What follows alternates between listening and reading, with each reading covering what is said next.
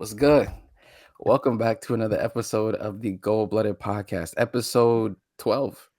12. And before we get into anything that's been happening, I know we've been on a hiatus. I apologize. That's my bad. That's our bad, as a community as a whole. I mean, it's our team's bad because they haven't played since The time we recorded the podcast. So yeah, if anything, blame the Warriors. Don't blame us. We're just guys trying to, record, post vids, and just have good vibes, bro. But anyways, I've been good these last 2 months. I know you haven't heard from me in a little bit. How you guys doing though? Gifted Denver, how you been since April? Hey, man, feeling good, man. You know what I'm saying? Got me some good little bump yesterday in D.C. Flew back out. You know what I'm saying? Very excited to be doing this podcast today. Getting back active, man. Like a good rapper once said, we back outside, man. We back outside.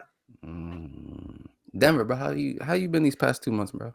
I've been doing pretty good. I'm not having to worry about what my team is doing or anything like that. But unfortunately, it is now off season, so it's time for the worries and just overall stress about what my front office is thinking to come back up. So I completely understand that because as a person who's also feeling the stress, I am annoyed. I'll say that I am annoyed because since being eliminated, there really hasn't been much going on. I'll be real, this hasn't been. It's been a lot of exit interviews, a lot of drama. You know what I mean? And just a lot of like BS that I don't like dealing with. Honestly, for me as a Warriors fan, since the elimination of them at the Kings game, which I actually, funny enough, when I think about it, I don't think we ever spoken about because when we recorded, it was a preview to that game, but we never did the post to that game. We never did the post, no. So I'll give my quick synopsis of it. I'll just give it very, very briefly because I know that game was so long ago. Klay Thompson, my oh my. That's all I'm saying. Steph Curry, only God can save you. And Steve Kerr, count your days. That's all I have to say. Gifted Denver, you could give your quick summary as to how that game went for you guys, but for me, it wasn't a good watch. I'll be real. Keon Ellis. That's all we got to say. Keon Ellis. Okay. Hey, man. 0 for 10. We went out extremely sad. A Kings team with no Malik Monk ran us out the damn gym just to get ran out the gym themselves by the Pelicans that didn't have Zion. So, yeah, not a great time, but at the same time, we kind of understood that this team definitely could have lost the play-in game, and that's what they did, sadly. 100%. And if you can keep talking, I wanted to just show a tweet real quick from the Warriors on that day. Oh, for sure. Let's take a time back to actually see that tweet in its entirety because that was a very funny day. I don't know if you guys about to relive some trauma. I remember it specifically for me, Chad. During that day, I remember telling Gifted in Denver, bro, there's something wrong about this game, and they kept telling me something. No, you're overthinking it, KB. You're just being weird. You just need to relax. And I was telling because you said that when we were down by like 3 in the that's what I was saying. It wasn't just 3. I don't know, Chad. No. It wasn't just 3. It wasn't just 3. It wasn't just 3. It was like 7. All right, it was 7. Very first playing game, April 16th, 2024. Our team had a tweet where they said, "It all starts tonight." I've got a good feeling about what's ahead. I think we still have a chance to do something special. Puts up a three-pointer. Bang! Steph Curry nails the three-pointer. GP2 detonating at the rim. Klay for the win. That's when we were 6-2. Remember that.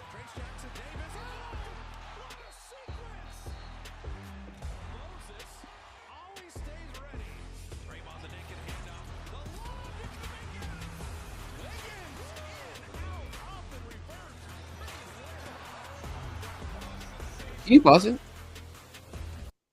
I should have known we were cooked when they were showing Guy Santos highlights.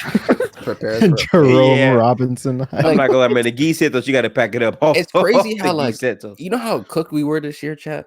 It was so bad that they showed Steph for 3, bang. Yeah. GP2. Like, that's the very next one after a Steph 3. And it's just like, what did you I'm about to get mad right now. You know what? I'm just let me save it, bro. I can't, bro. I just,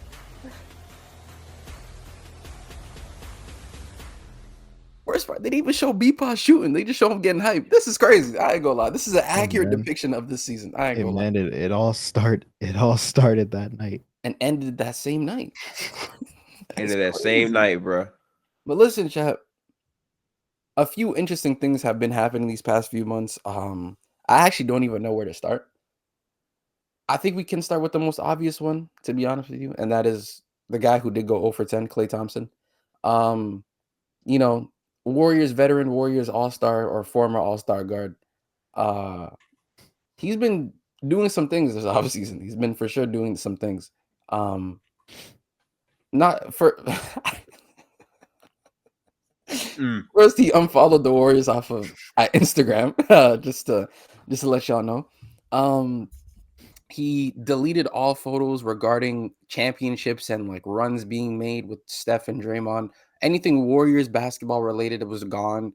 And he unfollowed the Warriors, right? So that caused a whole thing. Yeah, man. And why is he not following them? Why is he not denying the allegations? honestly, I don't know. It did concern me that he didn't say anything, though, I'll be real. Because for me, at least, the way I see it, the way I look at it, I think Klay's a bit, I don't want to say emotional because I feel like that's weird and rude, but I think he's in tune with himself. So when he does things like that, I feel like it's a statement. You know what I'm saying? I think it was more, even though some of you may think it's just a bit petty and it's just a move for making money. I think it actually means something to him because how much he actually loves being a Warrior, loves being in the Bay, loves being with his guys.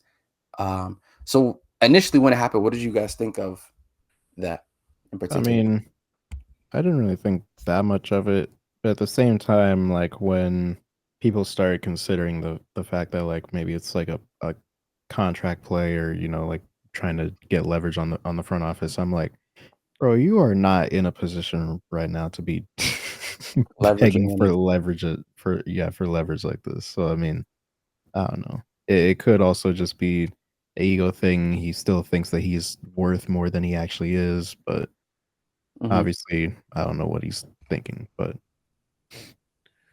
yeah, I didn't care in the slightest about what Klay Thompson did on the internet because to me, it's the internet. I've seen many NBA players do things like this when a contract negotiation is coming up.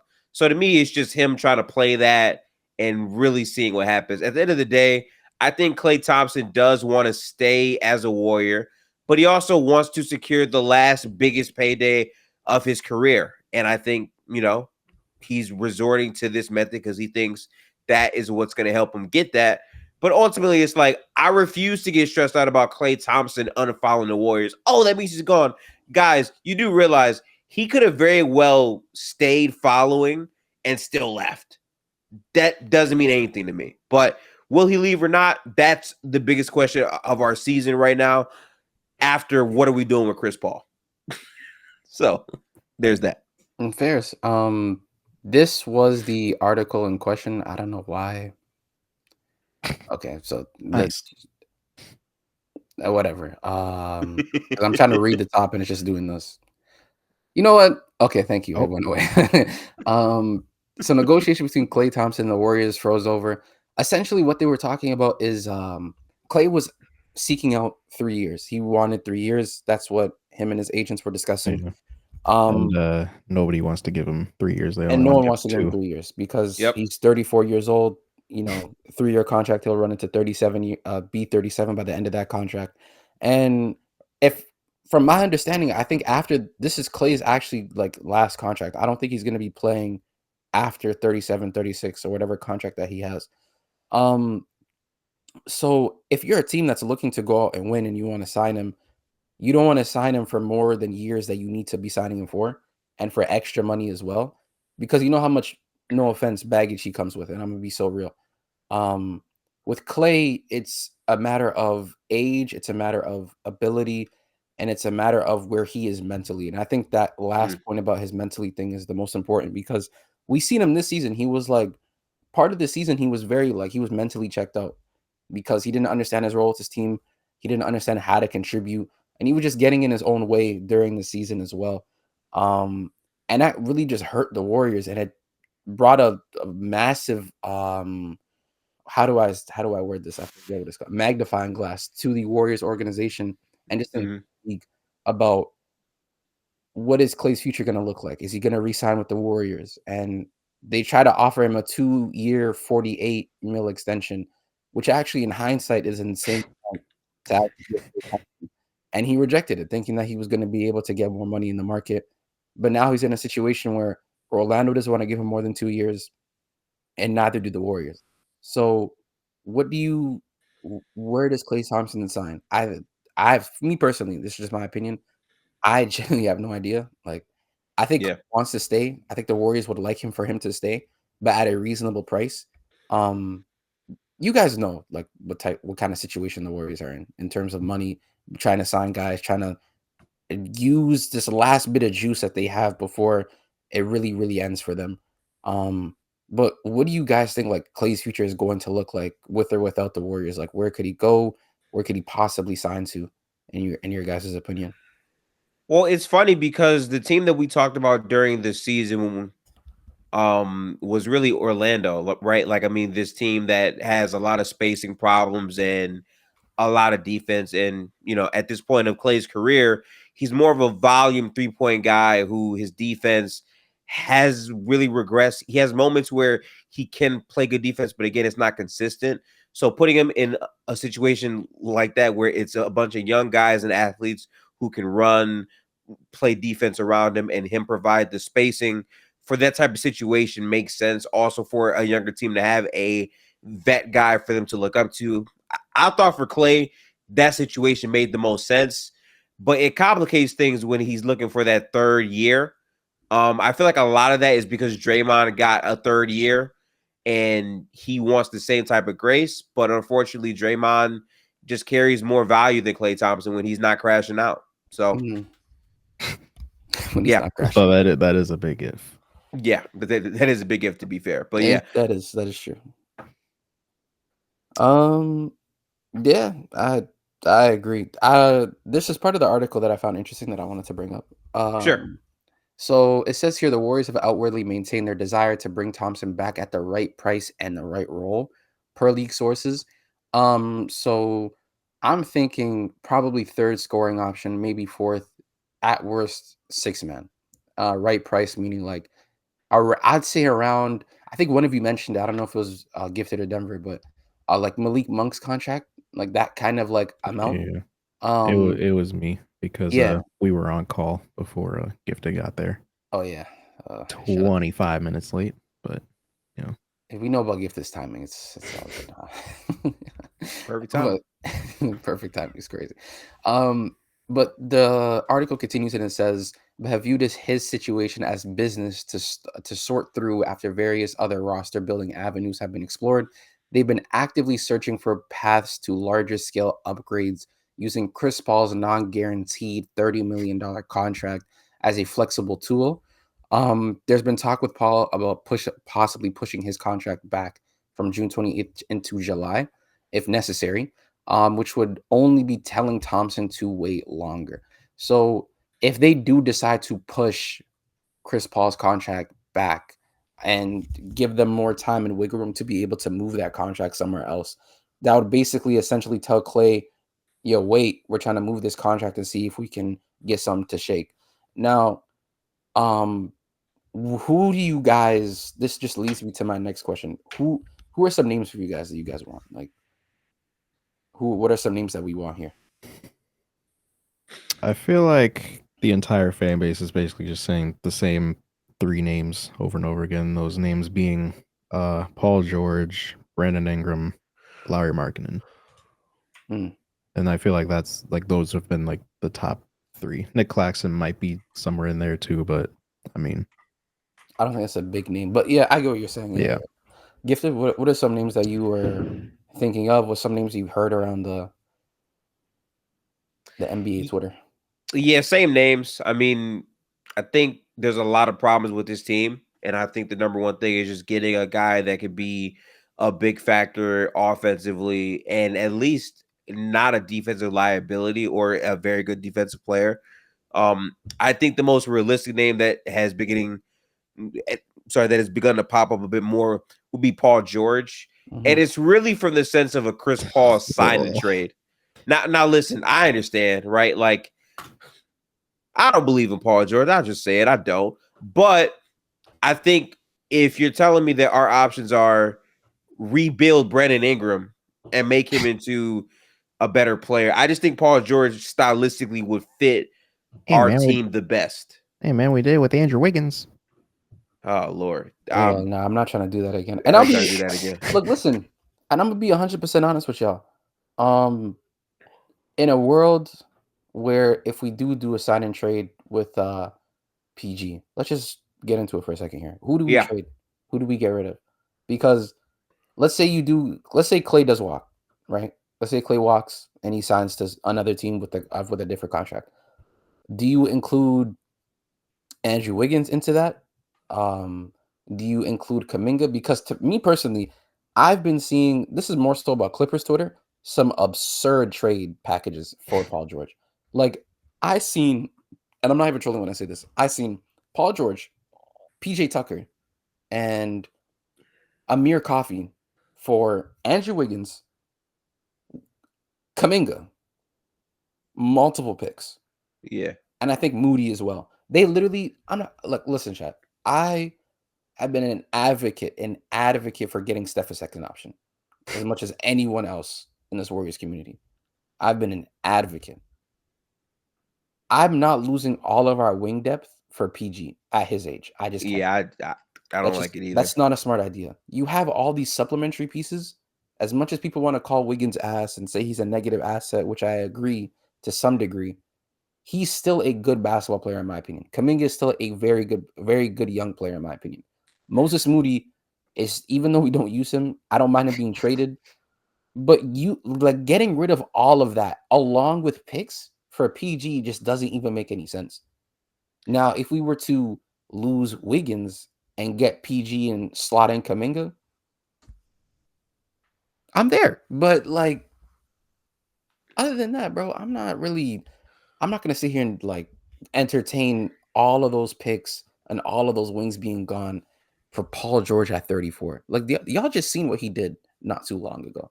I'm gonna be so honest with you, KB. This is gonna sound like extremely disrespectful, and I dead ass think I'm here for it. Like, I really feel like I trust Lloyd Marketing way more than Paul George. I'm not gonna lie to you. And like, I understand Paul George is a better player.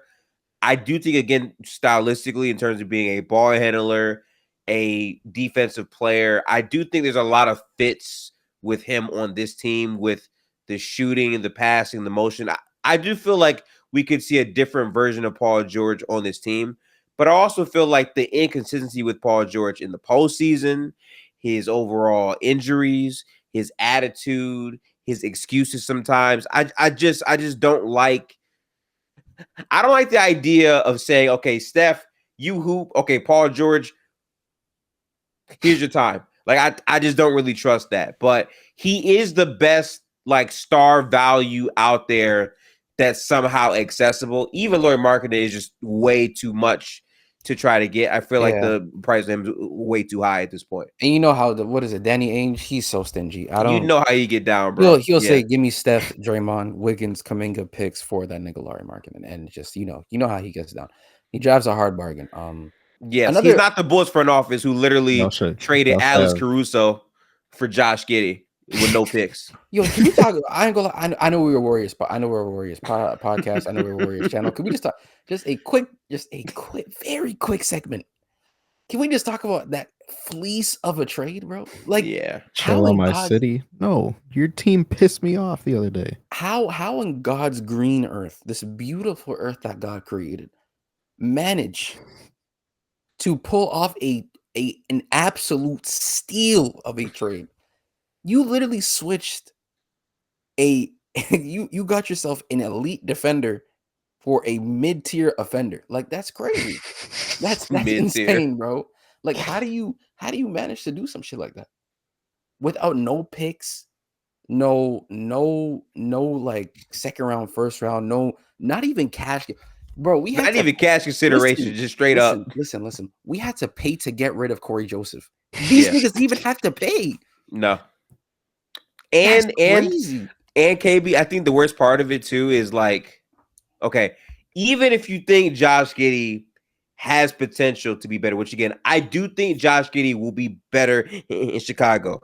The fact that you find a way to do business with the team that has the most draft picks in the NBA, and they do a Jedi mind trick on you as if you see no picks, and you can't get one, not one. So a team that is basically trying to rebuild and especially retool. after what they were asking for at the deadline. Bro, they Yeah. said they wanted Yeah. for us. We were trying to give them, yo, we'll give you Kaminga, we'll give you Wiggs. Yo, what's up? Let's make some shake. They said, nah. He got too much value on him. Yeah. He got too much value. We can't do all that. Caruso was like that. I will say, the reason why our trade talks fell apart is because we didn't want to give up Kuminga, and everybody like at the time was like, "Yo, what the hell? Like they asked for Kuminga for Alex Caruso? Are they out of their minds?" And then Yeah. the Andre Drummond situation where they were trying to trade him, and they said, "No, we want to trade Andre Drummond because we're trying to make the playoffs." And now they're trying to trade him now. Yeah. They're trying to get rid of him now. So it's like, bro, they are. the Bulls, you need to fix up. I'll be real. You need to fix up. I don't know what you all got going on. I don't know what Sam Presti has on the Bulls to even say, you like, could you let's role play here for a second. So Okay. I pick up the phone and I'm the GM for the OKC Thunder. I call, I go, yo, what's good? What's the availability on Alex Caruso? Like, what we got to do to go get him? You know, we got a lot of picks over here, yada, yada, yada. You know, we wouldn't mind making up a deal that would be something of a benefit for the both of us, right? You know how Sam Presti gets, he's a go with his words. And we have exactly 14 first round picks. So like what know. give us a ballpark, something that we can work with here. The Bulls go one answer, 2 words. Josh Giddey. Like, bro, they just wanted only Josh Giddey. But who, by the way, is a contract OKC was trying to get off of. And they said, like for them, it was a negative asset for them. I wouldn't be surprised if Sam Presti was on the phone and he had like his team with him, and he just looked around like Sam Presti had to have had some sort of influence because maybe he was like, "Hey, man, so Josh Giddey, I mean, you saw what he did his rookie season when he was the main ball handler. So like he hasn't done that recently just because Shea's blossomed, J-Dub's blossomed, so his role has kind of changed and he hasn't really adjusted. But hey man, if he got the ball back in his hands, he could probably be like a borderline all-star. And then this is what this is what he told him to sell it. So yeah, like he was really good for us when he was on ball more. Like I know we're really good at developing guys, and we've been able to do this and produce some good young players over the years. But honestly, we just had our hands really full, and I don't think he's really a good fit for us. But you guys developed Kobe White, and look how good he turned out. So I think if you take another young guard along with all the other 9 guards that you have already, I think you'll really be able to make some shake there in Chicago, man. Turn them from a snub, not a snub, a bum to an all-star, and they got sold. On that, and they said, in return, just give us Caruso. You guys wanted to get him off. I think he wants to leave. It'd just be best in the situation. A nice veteran guy for a young player. I think you guys actually won the trade. That's literally how the call went. I wouldn't be surprised. This is the crazy part about this. So Woj, under the tweet, he linked a full article of a OKC press release about the trade, and they were saying that initially they wanted to keep Josh Giddey and bring him off of the bench because they feel like that was their best move to have him in that 6-man type of role. Then Josh was like he'd rather explore other options, and then they literally referenced how they believe he has all-star potential, and it was a tough trade for them to make. But Josh is the reason why the trade happened because he didn't want to come off the bench. So Chicago is viewing it as, okay, well, Josh Giddey in a bigger role would do wonders for our team. The problem, Chad, is regardless of what Josh becomes, right? Even if we all eat our words and Josh becomes this all-star level player, the fact that in the moment of the trade, a asset in Josh Giddey whose value has waned, you could not get a single pick, not 2 seconds, not even a fake first for Josh Giddey. So I just looked it up, and I just counted them out. So the Thunder right now have, between now and 2030, they have 8 first round picks with no protections on them. That's just the picks without protections that they just own outright, like either just from their own whatever, or that they acquired in trades. Yeah. And they have a bunch of other first round picks that are protected from other teams. Some of them are like 1 through 14, 1 through 6, 1 through 10. But dude, They have assets to pick from, and you couldn't get not one. You could have like got. that's literally like one of the things that they are known for, is having an absurd amount of first round picks that they really don't even need anymore. They don't, because they literally have the youngest team in the NBA, I'm pretty sure. You have a core of SGA, J-Dub, and Chet, which is a really good trio, along with a bunch of other young pieces as well. They're probably going to look to move those picks to go get another like veteran role player as well. But if you're OKC, what's the point of even moving these picks if you can just flip players and get them for Alex Caruso? Fuck it, just do Aaron Wiggins for Lauri Markkanen. Maybe Danny will help you out. I don't know. Like, who knows, bro? Like, because if you're able to flip guys like that, that's an insane flip. And the people trying to justify Josh Giddey and that trade being valid, you're dumb. You're dumb. It's not a valid trade. Again, I'm not going to count Josh Giddey out. I do think Josh will look a lot better. That's fine. I do feel like Josh Giddey will be a better player in Chicago. But the point is, regardless of the reality of that take, for you to make the trade where his value is at the lowest and you get no other big draft return, it's just asinine, bro. That's insanely bad front office management, which brings us back to our front office and the moves we got to make this offseason. And speaking of those moves, I actually want to show some film of PG, because I'll be honest, I'm not really the greatest PG fan. I'm not like fond of his game in its entirety. But he's definitely slowed down last for couple sure, seasons. 100%. Yeah. I think there's some aspects of his game that just are not as prevalent as they once were. One being his explosiveness isn't really there. He's not as athletic as he used to be. Doesn't get downhill as much. But I think his jump shot making ability is still there. He shot 1.06 points per possession on pull-up threes this season, and he shot an outstanding like 1 point, I believe a 1.44 on just jump shots. So like he was 45% off just the catch, which was really good this year. And I think in a situation where it's similar to the Clippers in terms of there's movement shooting, you'll have a good place setter in Draymond Green. I think he'll be able to actually replicate some of the shooting ability that he has. And I think it'll be interesting for the Warriors to actually have a secondary who can play in the pick and roll and shoot pull-up threes like that too, right? Yeah. He's still a respectable presence on the floor. His shot IQ sometimes is a bit questionable, but I do find it interesting to see how he would fit in the Warriors system with those movements at all. And that being said, I don't know how someone like Brandon Ingram would fit on our team. I just don't. What do you guys think about Brandon Ingram in its entirety? Like him being a Warrior? Yeah, so okay. I think the problem with Brandon Ingram, KB, is that while he shows signs of being a pretty good on-ball playmaker, he can shoot threes, but that's really not his game. He's more of a mid-range oriented player. The biggest problem is what Brandon Ingram is as an off-ball player and how he fits in with other good, teams and players. He's not good off the ball. We saw multiple examples of that this season.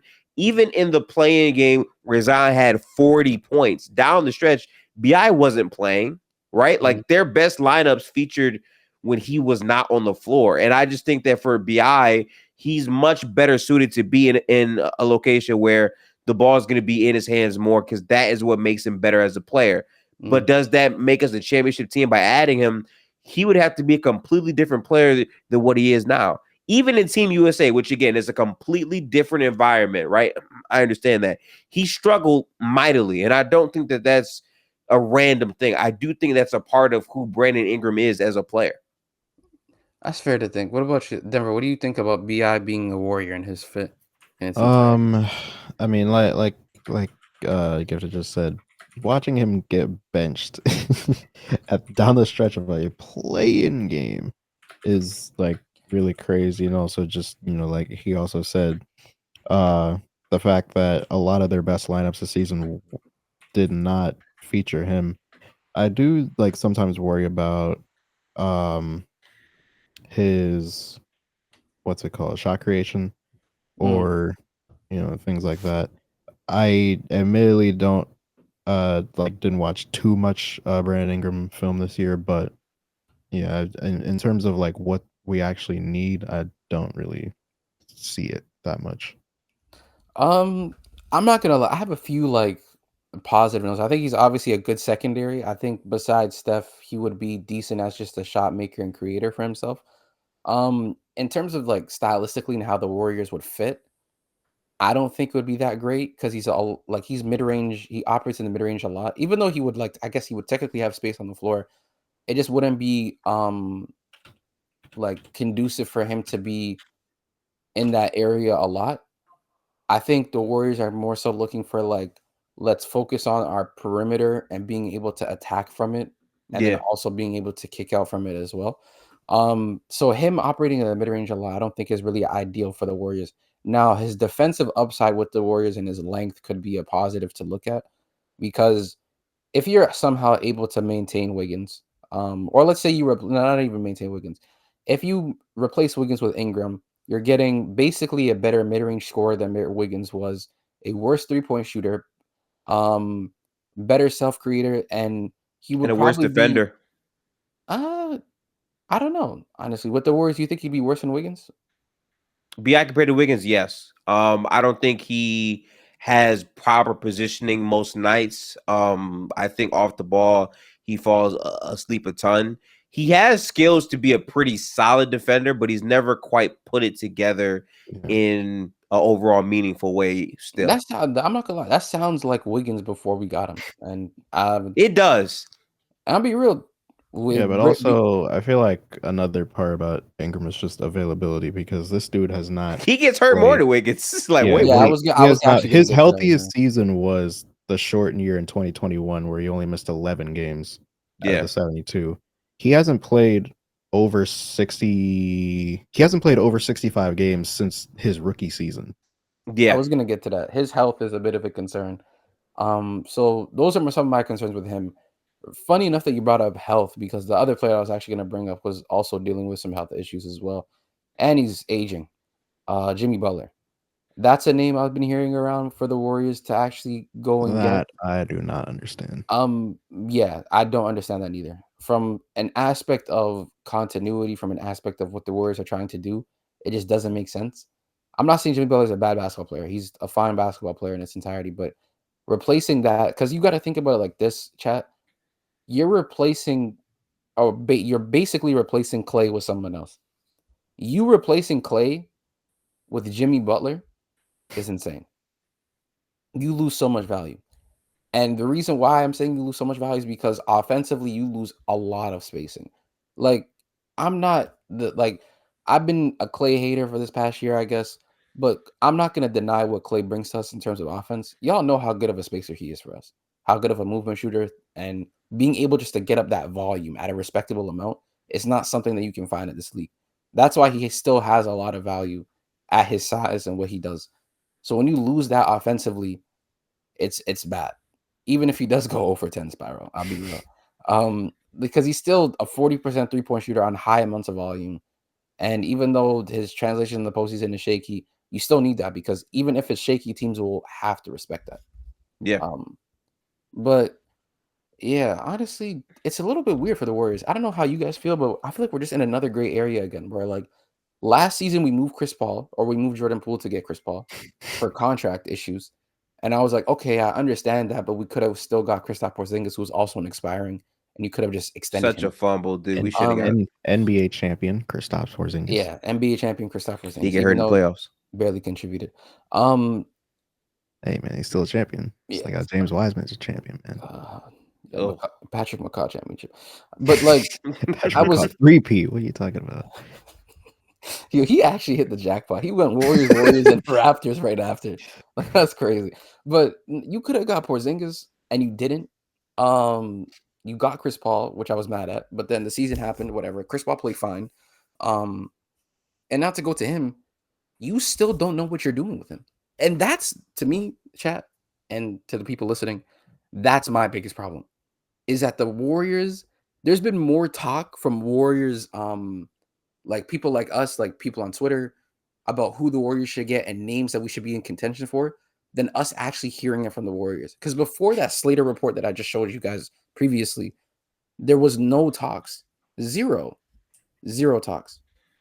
And that's the part that's pissing me off, Gifted in Denver. It's like, why are we not like, why we should be names for everything? I don't care if it's names for LeBron James. We should be in talks. Like, I want to hear. Yeah, as long as Steph exists on the roster. We should be hearing names. We should be 100%. And that's the part that just gets me so angry. It's just like, how do you manage to just I just don't understand it, bro. This is the other part of the paragraph I was gonna read too. If the Warriors, can you see my screen? Yeah. Okay. If the Warriors can acquire a big name, high salary player, that would significantly impact what they're able to do to offer Thompson, considering their plan to duck the second apron and perhaps drop below the tax entirely. This calculated business approach which has merit, considering the Warriors' desperate need to improve the inadequate roster. Came off as a cold to a franchise legend like Thompson, who won 4 titles in his 13 seasons with the Warriors, but is being bumped far down the current offseason priority list. Part of the Warriors' calculus, it seems, is that Thompson could discover a lukewarm free agent market and eventually return at a bargain rate. Controlling owner Joe Lacob, second-year general manager Mike Dunleavy Jr., and vice president Kirk Lacob are pulling the levers. Early indications are that why did he put that twice? Are that that red of the market will be proven correct. Word is there are mostly shorter term contracts out there for veteran free agents. Partly why Malik Monk, the contract that you referenced, is on a 4-year, $78 billion deal. Yep. And then it goes back and it says there's no traction between Thompson and the Magic as well. Reason being is because they also want to offer him 2 years. They don't want to offer him 3. He's looking for 3 years. And just to give you guys a reference on Malik Monk's contract, it's around $19.5 million per season. So that's the type of contract that is in the ballpark for Klay Thompson. And even for me, if you were to ask me who should be, if you told me Klay's getting paid 19 while Malik Monk is getting paid 19, I'd laugh. Because I think, no offense, either Malik deserves more or Klay deserves less. Yeah, there's no between on that one. Yeah.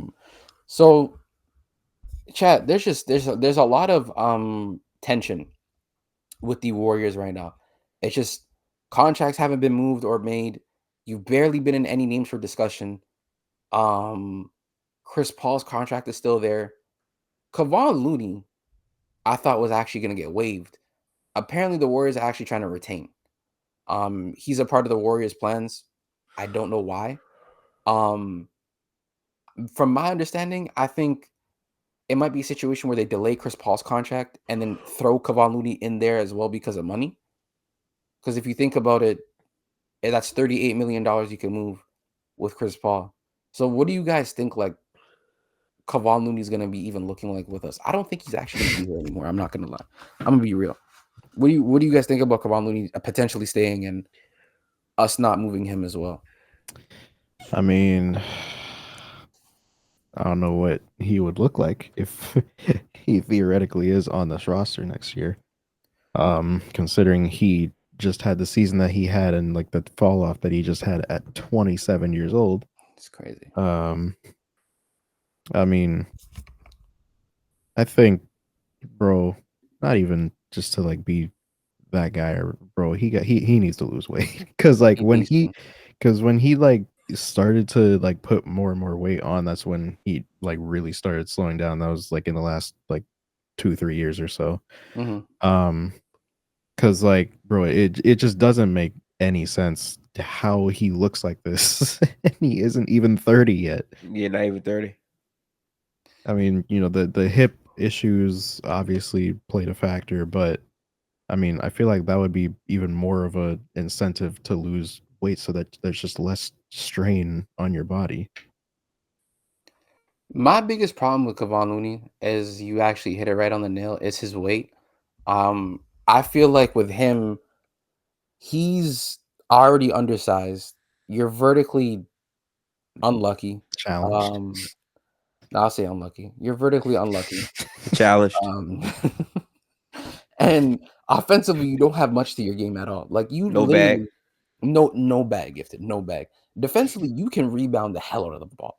Offensively or defensively, you can set a screen like no other. You can pass out the short roll like no other. But as soon as I come up to you and tell you, I want you to finish over the top, you don't know what to do. Genuine. And that's my biggest concern. I'm gonna be so honest. His defense is his offense. Yes. I don't know about that. I ain't gonna lie. Because He defensively, rebounds the ball. He swings it off of the board to get us going in transition. Listen, that's all he can do because offensively, he has some of the best shot quality in the league on the worst execution of that shot quality. Like I don't know what to tell you, man. He be wide the fuck open doing Kobe Bean Bryant pump fakes. Like that's not gonna get it done. Bro, listen.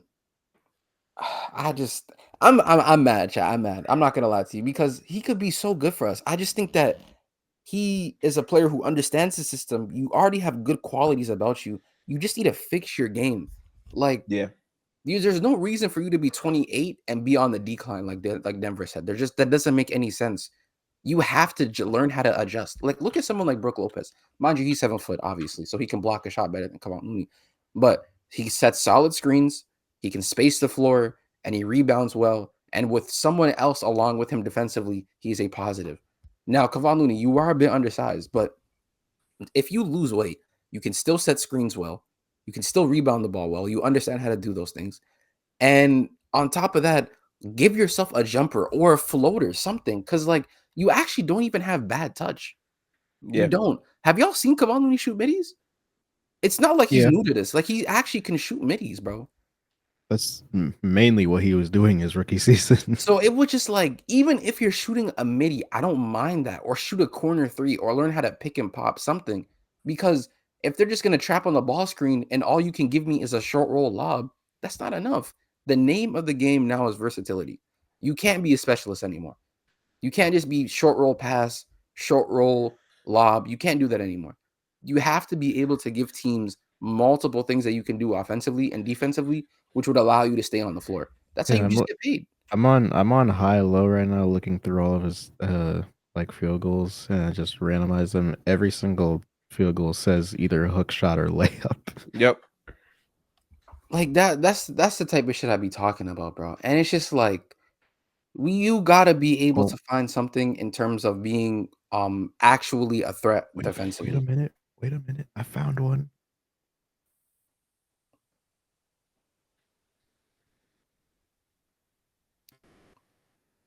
Look at that. It's a Okay, bucket. okay.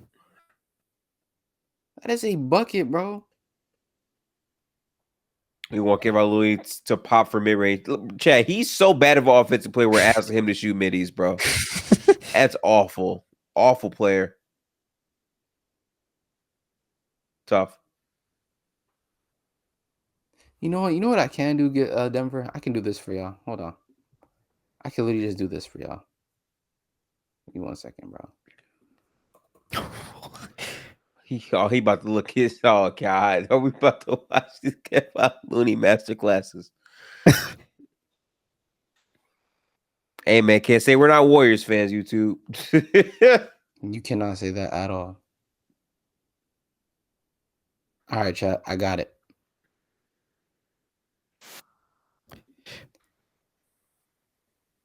All right, chat. I got the infamous clips.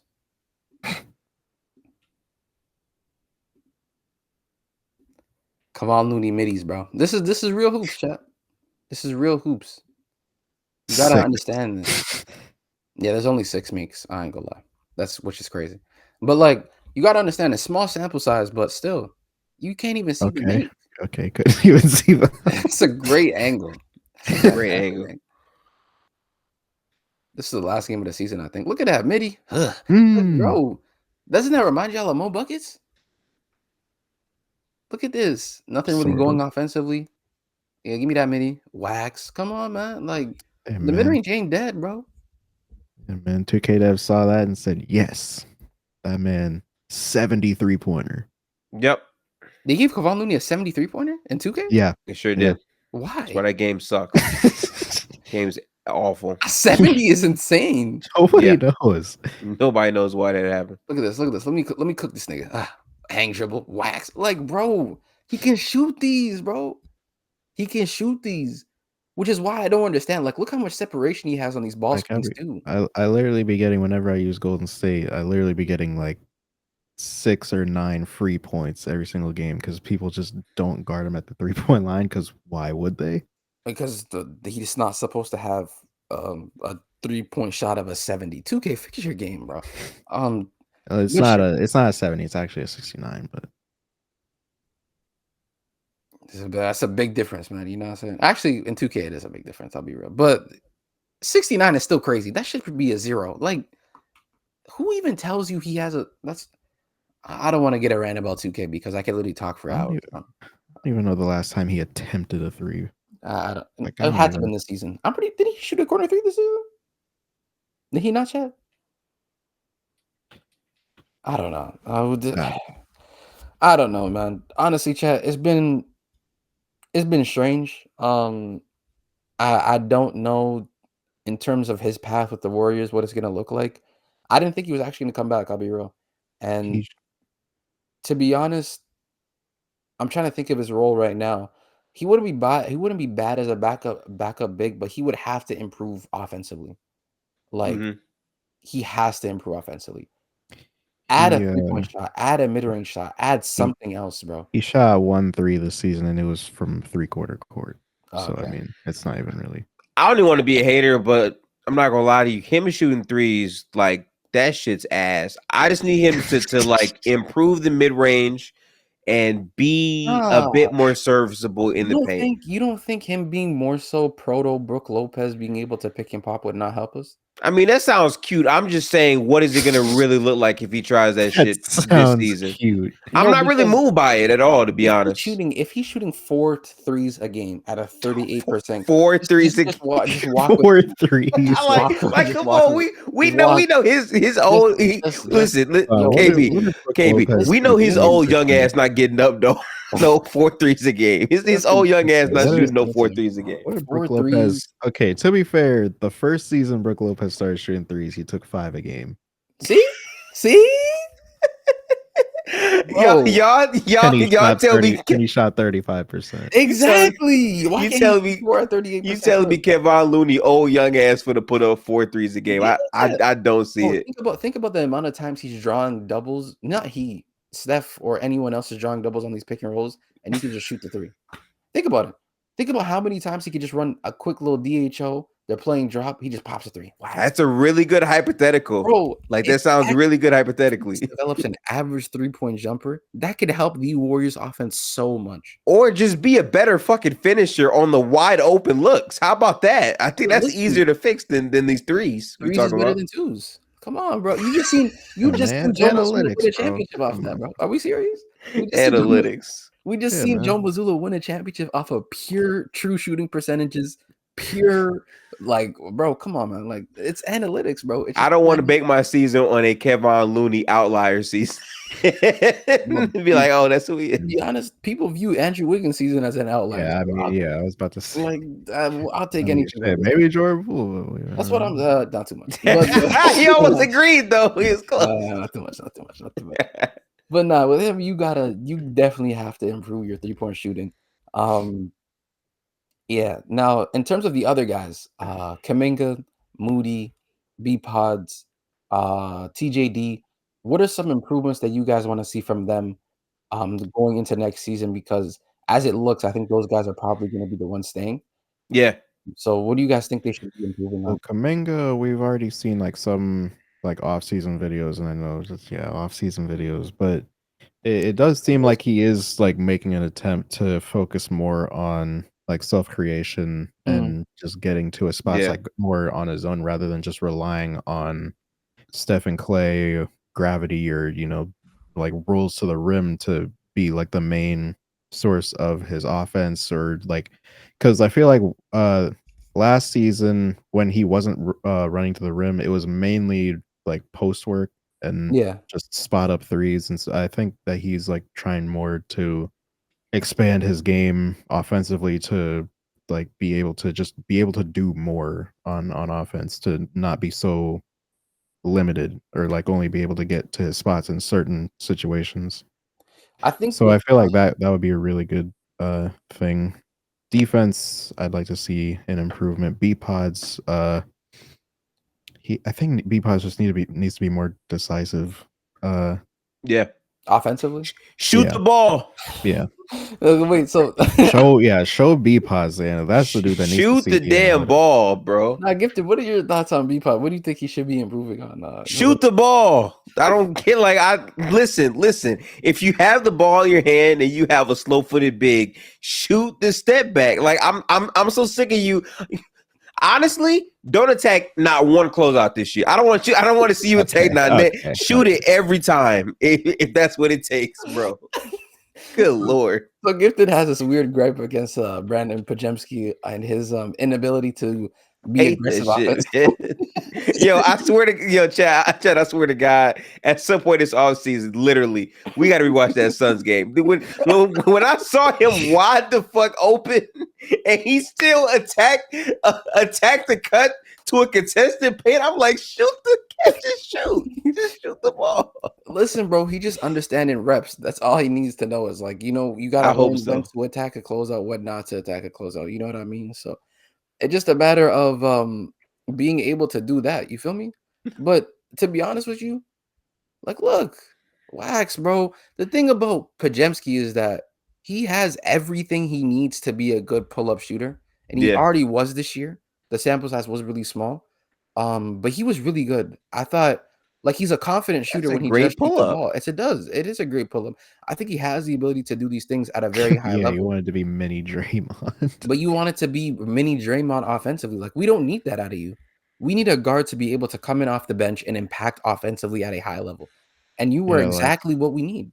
Exactly. his value on defense is absolutely just insane for someone like his age. Yeah. Like the fact that he led the league in charges as a rookie is ridiculous. Extremely impressive. He understands. The thing about him is that he understands placement. Understands positioning, yeah. Yeah, he already understands that at a very young age. So it's like you have to be able to just hone in on your offense. And you already have, like, I've seen how you look at Santa Clara.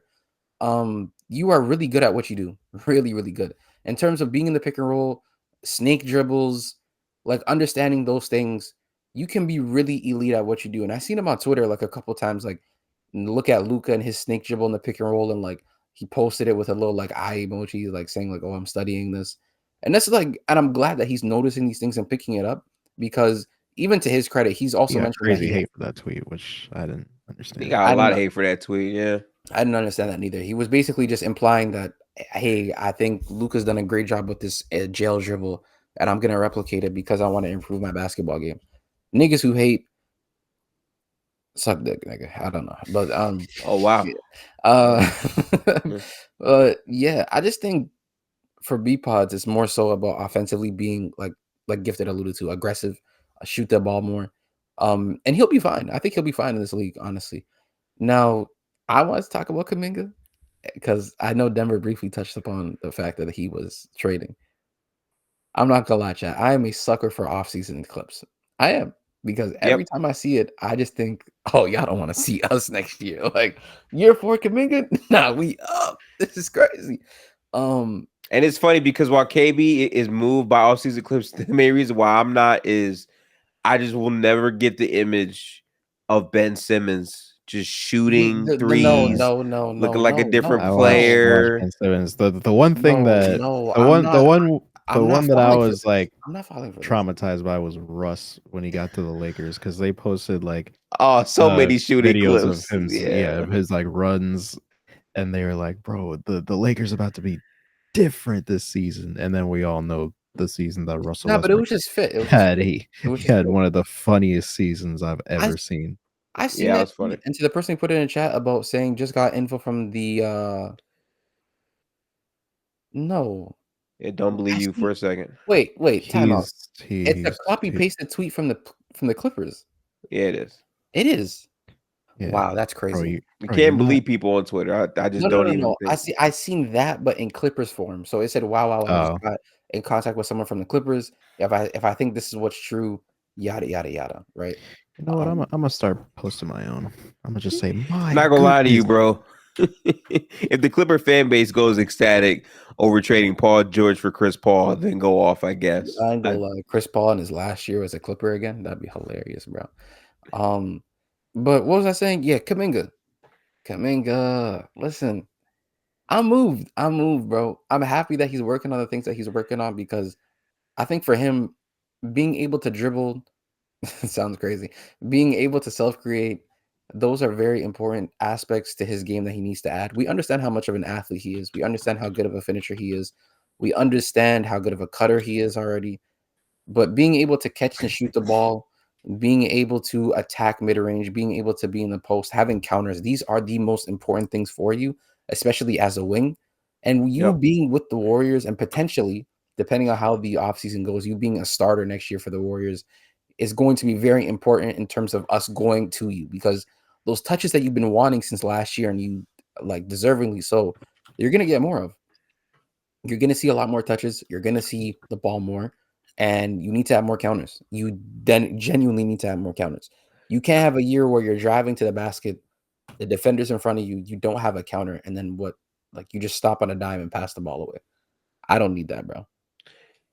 Yeah, I don't want to be like the Debbie Downer, but a lot of this season comes down to what Kuminga develops as a shooter, because that's really going to dictate the overall lineups. Like we love the Draymond and Trace lineups with Kuminga, but realistically, if they're all being guarded as if they cannot shoot and there is no respect, those lineups are not going to really see the floor like that. And if Kuminga can really figure out how to be a great offensive positive off of the ball, where he's at least taking threes at a respectable clip, it makes a lot of those lineups more playable. It also opens up his downhill game way, way more if the threat of the shot is actually there, to where they're not just saying, okay, let him shoot. They're at least thinking that he might shoot the ball.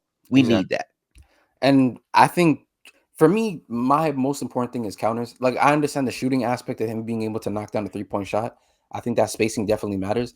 But if you have the ability to just, even if they're not really respecting your 3-point shot, being able to attack downhill and having the counters to get to the basket because of how athletic you are, that will like produce a lot more issues for their defense as well because they're giving that guy space like that. And now they have to respect him just because of how good of an athlete he is, right? Like you could think of a lot of players in the NBA who aren't really the best shooters, but in terms of being able to attack a closeout, get to the basket, finish, they're so profound at that makes the defense not want to give them space to even get to the basket. You know what I mean? So that provides some level of spacing. So with that being said, I think Kuminga for sure, 3-point shooting is definitely up there in the priority. Developing a handle and being able to play in the pick and roll with those set counters, I think is important as well, because pick and roll play is very important in Warriors basketball. If you can play in the pick and roll, be able to get downhill in the pick and roll, that will help you tremendously. Defensively, we have to improve because this year was a horrible defensive year for Kuminga, in my opinion. Horrible. He was a little rough. He was ass. Really for almost everybody. Yeah, he was terrible though, especially him because the year prior he was actually really good defensively for us. But this year he was really bad. And as you're asking a lot out of him, but to be honest with you, that's how most of the league is going to go now. If you look at the Boston Celtics, the OKC Thunder, a lot of these younger teams, or even the Denver Nuggets, like the top end teams right now at the moment provide versatility, and a lot of the guys share a lot of the same responsibilities. But what makes the job easier for everyone is knowing that everyone has the ability to do so. That just allows your job to be easier along with the others as well. Like if Steph knows that if Steph knows that he can attack a closeout, he can shoot the three, he can create on his own while also having JK, Wiggins, whoever we get, Paul George, whoever, doesn't really matter. If you have those things along with like the responsibility of the entire offense, you should be good. In my opinion, you should be really, really good. But yeah, I think for Moody too, we didn't really talk about him, but I don't know what he needs to improve on because I don't know. I don't know who's gonna be on this team. I don't know if he's gonna be on this team. Realistically, bro, I really do not know. I don't know if he's gonna be on this team either, bro. I'll be so real. We have no fucking idea with Because Moses the Moody. problem with him is that he already shoots the ball fine. He plays good defense. He can attack. He just don't play. That's he the problem. literally does everything right, and he Like, just doesn't get minutes. he is such a Yeah. great connective piece, but he just doesn't see any PT, and that's the funniest thing. It's just like, how do Like you have a, not him. like Don't let him get in the game. don't let him get in the game. Come on, man, we had to let Corey Joseph. I mean, we couldn't bench Corey Joseph now, because we can't play 3 guards. So I think the funniest part about how they have just relentlessly hold Moses Moody is when they finally get rid of Corey Joseph, they then sign Patrick Spencer. He actually got sick in the game. Like that was the crazy. He was a rugby he player. signed a It's lacrosse. not even his player. main sport. He's yeah. a lacrosse professional, bro. This was literally for Patrick. This was just him ticking a box and being like, "I played in the NBA." Like that's Hey man, he versatile.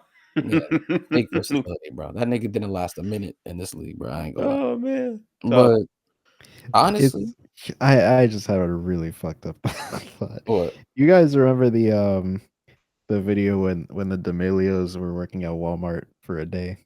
Yeah. I And never they- seen that, but okay. Oh, okay.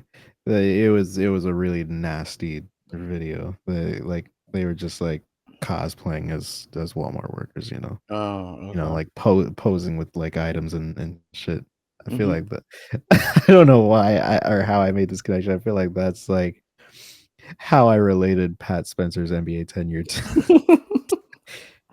Oh, I get what you're trying to say. I just thought like The bag of groceries. I understand what you're trying to say. That's funny as hell. I ain't gonna lie, bro. I seen another clip of that one of those white girls. I forget her name, but she was at like some coffee shop in the UK. It was called, what is it called? Blank Coffee or something like that. Hey man, But- that's Sabrina Carpenter. We don't slander Sabrina. Yeah, but I just found it a bit strange. But I'll be honest, I just found it strange. Ali, I think this is the last topic before We we start do. to- That Before was we- at least relating to her song though. This is the last topic before we wrap it up. Gary Payne II, he opted into his players option. Now with him being under contract in his last season, not last season, but like last season in contract, I believe. Do you also look to move him as well? Because if Kevon Looney is staying, GP2 is staying, Chris Paul's non-guaranteed is being extended or talks are being extended over. That's about, I want to say, like $47 million. Yeah. Literally almost enough to actually go get PG. So I'm not gonna lie, chat. If we somehow manage to get if we flip Kevon Looney, GP2, and Chris Paul and a Like why bro, the only way the Clippers doing something like that is if Paul George says, I want to go to the Warriors, that's it, that's all. And they got to get something out of it, otherwise he'll walk for nothing. Otherwise, right. Otherwise, it's like, what level of CTE do you have to make a move like that? My biggest dream for this offseason would be to go get PG, but to somehow retain Wiggins and Kuminga. If we manage to do that, There's no yo, listen, just hear me out. Just hear me Nah, out. bro, the Chris Paul and Looney with draft capital for this side of trade, and we just keep every Throw- other good throw player. Moody in there too, you know. I don't even think you can. I don't even think we can keep Wiggins and I don't think it's possible money wise, acquire right? Paul George. It would have to like entirely depend on what Klay gets and what Chris Paul, what we do with Chris Paul. But the thing is that we cannot Bro, have Klay. Bro, Paul George is making $49 million. Yeah. Chris Paul next contract season. is not. Yeah, it's but not enough. think about it. You have Chris Paul, 30. You have Kevon Looney, that's 8, 38. Mhm. And you have GP2, which is 9, right? Which is Mhm. funny enough. I don't know how the hell GP2 is getting paid. I know it's Trailblazers contract. Yeah. That's 47. Throw in Moody, that's like what? 49. It's like $1 million. It's like 2 49. million? That's like 49, bro. So it's just like that's some picks. Fuck it, take it. I guess it's possible, but again, Impossible. the only reason money why the matches Clippers up, but what kind of the players that they're getting in return for Paul? Listen, it just feels so bad, doesn't it? Like it just doesn't feel great. DC and the Bulls, that shit ain't matter. Why the fuck do we have to? I don't gotta be concerned. Yes, Because and the Clippers aren't the everybody Bulls. acknowledges that that's Look, one of the stupidest things that they've ever seen. Look, listen, Yeah, that's we'll pretty never bad. know if we can. Let's just pick up the phone and try. The worst thing that can happen is just they'll say no, right? I mean, that's fair, I guess. Like, sure. I Just mean, at try. this point, we might as well try and get like fucking DeMar DeRozan or someone This is my for problem. like we trade Wiggins. Wiggins, and my problem with the Wiggins too is that, man, he's just, as much as he's a negative value, I just don't think the player that we've been seeing is actually him though. Like I just don't, because how much he's been away from basketball. I just think he's been away from basketball so much that he just hasn't been working on his game. And I'm gonna see this in the Olympics. I promise he's gonna look like a different player in the Olympic time. Like come Olympic time, I can he see will that. look like a complete different player. And when he plays well in the Olympics, that's going to up his market value. Because if he does, then it's gonna really help us in terms of what we need from him and even his trade value as well. But with that being said, we'll go ahead and wrap up this episode. Our first episode back from our hiatus. We'll Good be back. episode. We got through a lot of topics, actually. I mean, not really. I mean, we've been on here. Yeah, we have been. If you're wondering where have we been at, we've been the place that we're recording, playback.tv/Goldblooded. We've been over there. We've been doing our thing, covering playoff basketball, covering different amounts of basketball as well. And we'll continue to do our thing on this platform. So if you want Also, the draft coming up. Yep, draft Exactly. coming up. Free agency starts next Sunday, actually. So I don't know if I don't think we're doing a podcast that day. Who knows, honestly. Well, I think we are actually, as far as I'm concerned. But yeah, if you're wondering where we are, we're on Playback a lot, covering a lot of things basketball, Warriors related. So make sure to tap in with us. Hey, Make man, sure to, if you want to relive the good old days, yeah, we do. Rewind. I forgot Yeah. about that. We do rebinds as well. So we do, essentially we will handpick a bunch of games, memorable games from Warriors history. We'll go ahead and rewatch it on Playback as well. So the whole point, just come through on the Playback, turn on the notifications. If you have free time, you just pull up, show love, show support. Y'all been showing great support as well, across all platforms, and we truly appreciate that. We have to get back on our consistency, so we apologize for the hiatus. We'll be back consistently. And with that being said, make sure to comment, like, subscribe as well if you haven't already. Comment where you think Klay Thompson will be for how much. I just want to see. If you made this far, type in Kevon Looney bag ? Yeah, that as well. Make sure to turn on post notifications to be notified when we upload as well. But yeah, I've been KB. It's been my guys, Denver, Gifted, and until next time, we'll see y'all next week, man. Peace.